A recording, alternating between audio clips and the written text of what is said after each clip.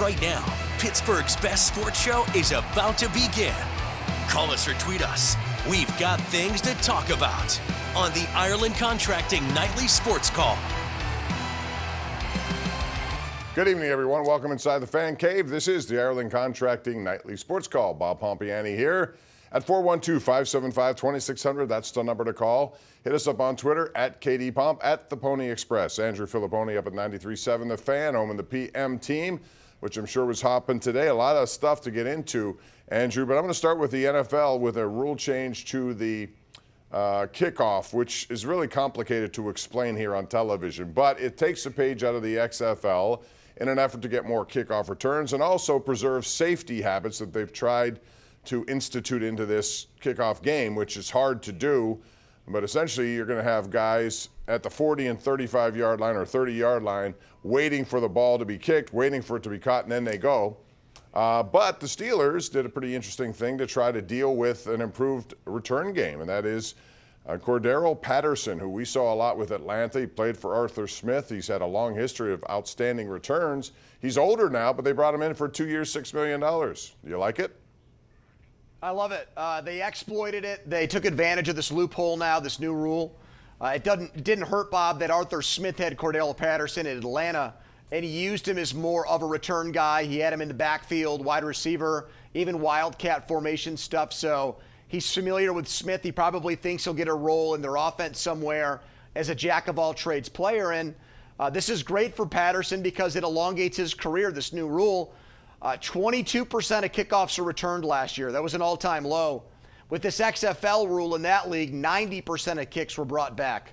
And he's been great at it. He's returned 9 for touchdowns, an NFL record.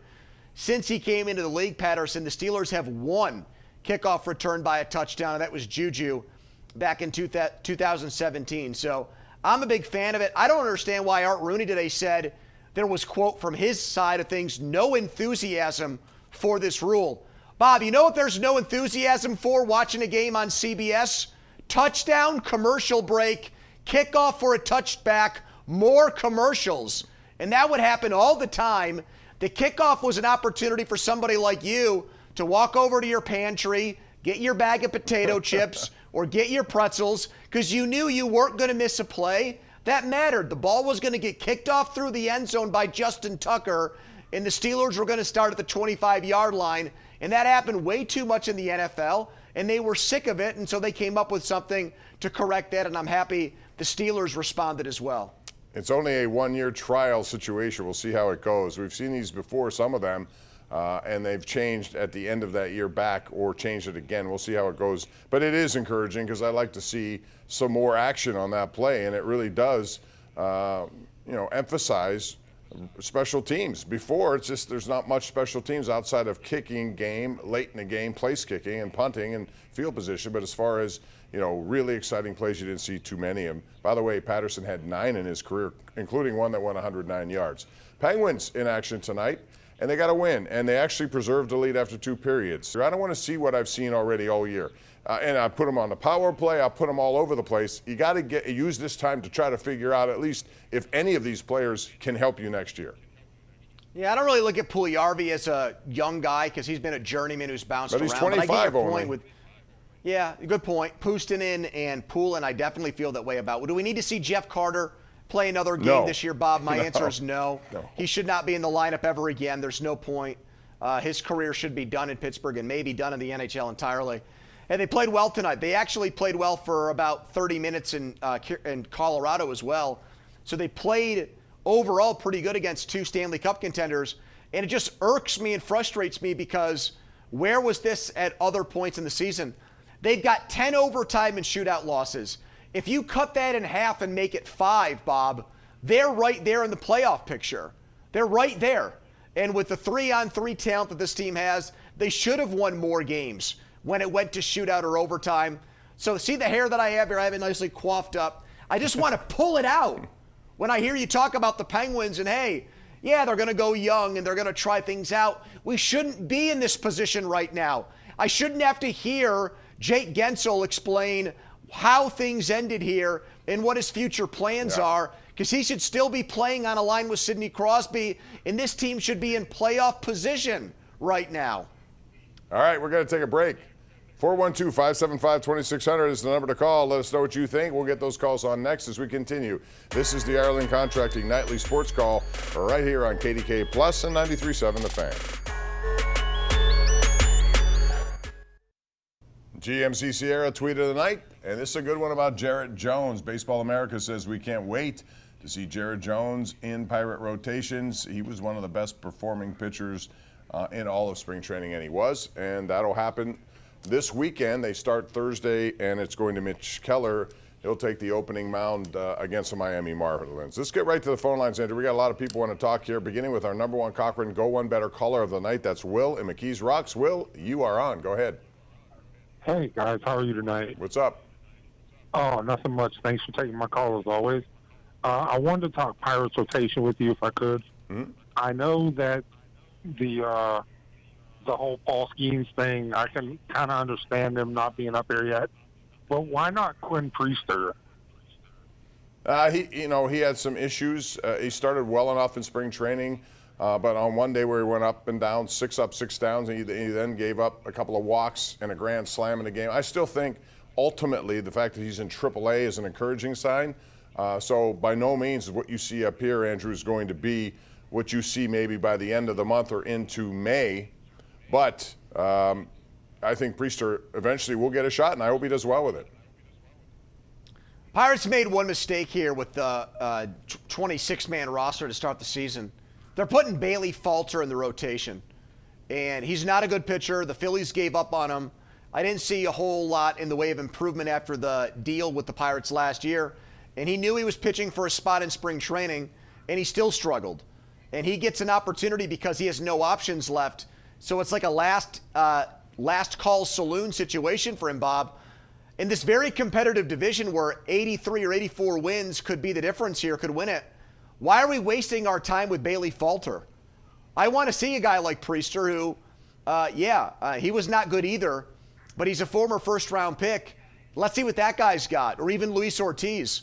So I'm confounded by the Falter decision, and I hope if the Pirates miss the playoffs by 2 or 3 games, we're not looking back to Bailey Falter starts in April and being like, why the heck did they give this guy a shot? I don't get it. One other note today, Jordan Montgomery, another really good starting pitcher, a lefty, signs with Arizona, 1 year, $25 million. Again, that to me is doable. If I'm the Pirates, they didn't do it. So. Oh, that would have been fantastic, Bob. That would have been great. Why not? $25 million? It's 1 year. No strings attached beyond this year. Exactly. You could fit $25 million under in this payroll, and it still would be a manageable number. And imagine the fan base reaction if you've got Mitch Keller, Paul Skeens, and Jordan Montgomery as your 1, 2, 3. That would be phenomenal. Yeah, they could have. In fact, I'm surprised no team did anything until now. This is right before the start of the regular season. Let's go out to John in Cranberry. Joins us right now on the Ireland Contracting Nightly Sports Call. Hey, John. Hey, thanks for taking my call, Bob and Andrew. I wanted to talk tonight briefly, get both your guys' opinion on the Ohtani situation. I saw the press release. I'm not sure if it was an MLB press release or an Ohtani. No, release. He was supposed to have a press conference, but he ended up just giving a statement basically, and that was it. And I'm sorry. And he said, I didn't want you to cut you off there. He said he got swindled. Yeah, he said he got swindled. Do you believe he drew a line in the sand right here, Andrew? He did. He basically, and he changed his story from the beginning. So I still have very many questions about this situation. And what if this guy here, his interpreter says, no, that's not true, because he's now in a situation where he's going to have to come out and tell his side of the story. What if there's a difference in opinion? Well, not only that, but think about how this whole thing blew up. There's somebody that was taking and or accepting illegal bets, and they saw the interpreter in Shohei Ohtani's name on the transfer of money. So the guy that was taking the bets in California where it's illegal to do so, he's in hot water. What does he know, Bob? What's his motive right now to maybe avoid bigger charges? Is he going to sing like a canary? Those are the questions that we have here. You're right. I think that you listen to Ohtani talk, and he's very adamant right now, but I don't know. I mean, if you make me really make a guess on what's going on here, I think Ohtani knows more than he's letting on. And we'll see if Major League Baseball wants to really investigate this and stick their nose in here and potentially damage the reputation and career of the sport's best player. But if it comes out publicly, then they have no choice, do they? They're pretty serious about this gambling in baseball. Listen, it's $4.5 million. Somehow, some way, that guy ain't making that much money. He had to get it from Ohtani. No. So that's clear. The question is, how did he get it? And did Ohtani bet himself in any part of this? The guy actually had a great gig. He was just translating Japanese to English and English to Japanese, and he was making hundreds of thousands of dollars. And he was pretty much Shohei Ohtani's best friend, one of the most famous athletes in the entire world, and he blew it. Now, did he blow it, or did he just is he just the fall guy for Ohtani, who's taken a proverbial bullet for him? I guess we'll find out here potentially in the next few weeks and few months. But what happens if there's proof that he was betting on baseball? Let's say if it's on baseball, then I think he'd get a Calvin Ridley suspension where he would be out for a year, and then they'd bring him back. They're not going to ban this guy for life unless they can prove that he was betting against the Dodgers or betting in games that are Angels or betting in games that he was playing in. Okay, if he was, then it's like the dude with the Raptors right now, Bob, this Porter guy. His career's done. He's going to end up playing overseas in China or Greece or someone else because they're going to make an example of him. You know Adam Silver will. He's going to get completely excommunicated from the NBA for this whole situation there, where there's strong evidence that he was throwing games and making sure his stats were off in order to profit off of them. Pretty clear. Yeah. And that that's he was the problem doing stuff when like you that. invite gambling in as much as these teams have also done. Right. So it's going to be interesting to see how this plays out. Let's go out to Rick in Squirrel Hill. Rick, welcome to the Sports Call. What's up? Hi, Bob and Andrew. Hey, what I'm going to say, I know the Penguins aren't going to do, but I wish they would. I wish they would go to Letang and Malkin. We'd like you to waive your no-trade clause. And if they don't, they could sit in the press box. Because people, my friends and I, were tired of Malkin with his stupid penalties, turning over the puck and playing lazy defense. They're tired of Letang and his turnovers. I don't know how many goals he's allowed this year, and his being out of position, which allows odd man breaks. Well, and I said from the beginning they didn't need Carlson. They already have Letang. Right. Rick, the second part of your question, that won't happen. They're not going to sit anyone. But the first part of the question, the first part of it, Andrew, I think is legit. I think he will go to some of these guys and say, hey, what do you think? At least discuss it with you. Where's your head right now? I don't think he'll do it. I think it would take Letang or Malkin going to the Penguins and saying, I'm ready for a fresh start or a last chapter somewhere else. Kyle Dubas didn't even want to go to Brian Rust and ask him about his no movement clause at the trade deadline. You've got that core three with Malkin, Letang, and Sidney Crosby. I think they made a blood oath to finish out their careers together and not play for another team. So I don't think it'll happen.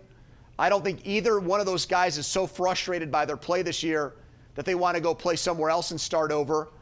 And I don't think that the Penguins are going to try to force them into making that decision either. So this is the bed they made, and I think we're going to see those three guys ride it out. And they're just keeping their fingers crossed, Bob, that they play better and play smarter next year. Daryl in Latrobe. Go right ahead, Daryl. You're on. Hi. I just wanted to...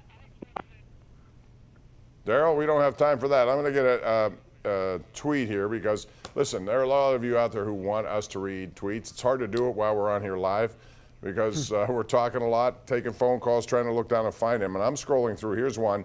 This is from Colonel Slade, who says, good evening, Pomp and Andrew. Do you think the Pirates have two potential 30-30 players in Cruz and Hayes if they stay healthy? No. I think one, yes. I think Cruz can be that guy. I think Hayes, that would be a lot to expect. What I expect from him is what he's done. Terrific defensive work, but also a guy who could hit 20 to 25 home runs and do some things, if not that, drive-in runs, go gap to gap. But I don't see him as a 30-30 guy. Do you, Andrew? I do not. I'm going to make a prediction right now, a positive one for the Pirates. I think at the end of the year, Jared Triolo is going to either win the NL Rookie of the Year award or finish right there. I don't think he, based on the number of at-bats last year, is ineligible for that award. I am very excited about him. He looks like a ball player to me. I think there's a lot of Brian Reynolds in him as a guy that was a little bit under the radar and bounced back after a brief stint in AAA where he went back to the minor leagues after his initial call-up. He's a tremendous defensive player. I think he is going to be one of the big, pleasant surprises of this Pirate season. Jared Triolo, Bob. Write that one down. I like him, but I don't know about second base. I think eventually he's going to be their first baseman of the future. We're due for a break. We'll take it right now. You don't like Big Rowdy Tellez? He's a heavy man. Rowdy is on his way someplace else. We'll be back with more right here on KDK Plus and 93.7 The Fan.